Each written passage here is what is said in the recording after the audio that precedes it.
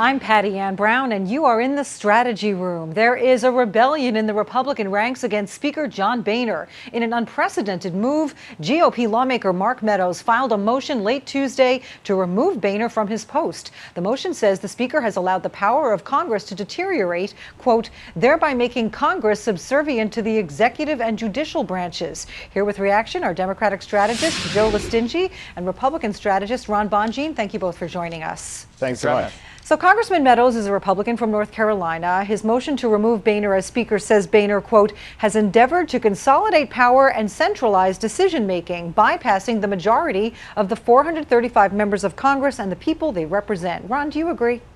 Well, no, absolutely not. And this looks like a lone wolf Republican who has gripes with the leadership.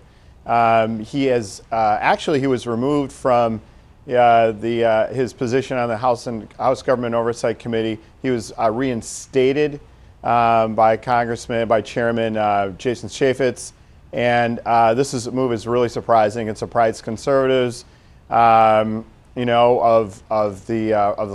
far right wing of the House Republican Conference. No one saw it coming, and it's something that I don't think the leadership is taking very seriously. It's going to be buried by the House Rules Committee. It will never see the light of day, and it doesn't look like Boehner's sweating it too much. He has the full confidence of his colleagues, of the majority of his colleagues. Yeah, there is some support, Joe, for this motion, but not that much. And insiders, as Ron said, insiders say the motion's going nowhere. The committee it was referred to is full of lawmakers who are loyal to the leadership. But if it did move forward, the Democrats would be forced to either support Boehner or support his ouster.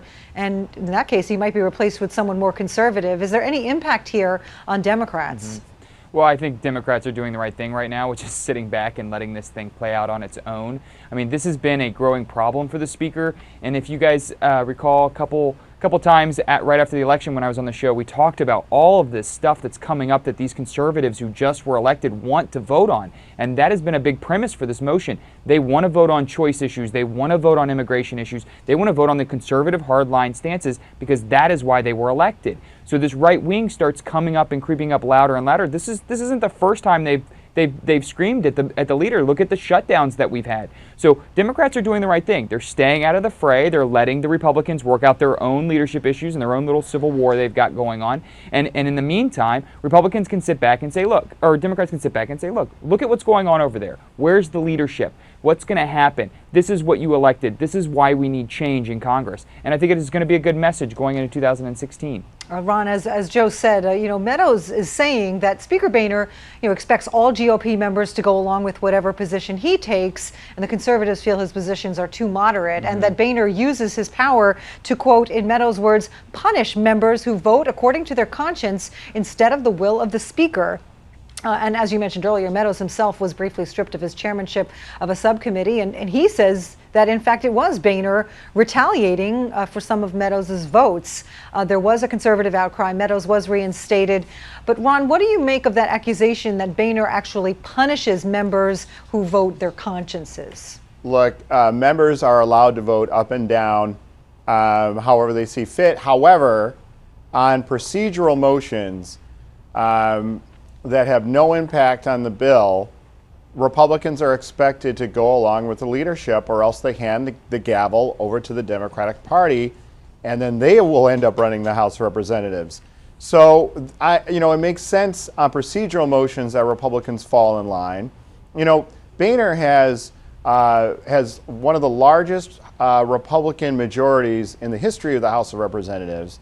It's not necessarily a surprise that we'd have a lone wolf or two flexing their muscles and trying to, get some attention here. But by and large, most Republicans believe that John Boehner is doing a great job. That's why he was elected Speaker of the House once again.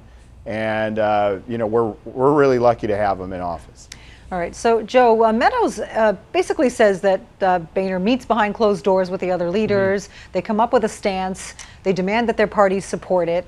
But as Ron said, you know, Boehner's supporters, and there are many, many of them, say, look, you have to build a consensus. That's how you do it. The leaders have to meet, they have to compromise, otherwise there would be gridlock. But does this, as Meadows says, does it remove hundreds of people who were elected to represent their constituents from that process? Yeah, and don't forget, most of them were elected on a message of changing the way things are done in Washington. That has been a drumbeat we've been hearing since 2008, heck, even back to 2006. And that means that when they got elected, they came to D.C. with that mission. So when the leadership does what the leadership has always done, both Democrat and Republican, I want to be clear, leadership on both sides they perform these maneuvers, and they came in with this message of we're going to change the way things are done. He's doing that, but this isn't the first time. We only have to go back to the shutdown, and we just had a fiscal crisis a couple months ago, and there's another one on the board. Look at the trade issues, the Import-Export Bank. There are groups out there that are rebelling against the leadership because they feel empowered based on the electorate that put them there. So that's going to cause some problems for whoever's in leadership. If this was happening under Democratic leadership, the same thing would be going on. But it just so happens that it's happening under the Republican leadership with their uber conservative members that want to put these awkward votes out there so that they can say to their constituents, look, I changed things. This isn't going away. And the punishments will keep coming, and Representative Boehner, Speaker Boehner is going to deal with these in the best way he knows how, which is removal from key committees that can affect the legislation. All right, interesting. I'm sure we haven't heard the last of this. Joe Lestingi, Ron Bonjean, thank you both for joining us. Thanks so much. And you can check out foxnews.com for more on this developing story. I'm Patty Ann Brown. Thanks for watching.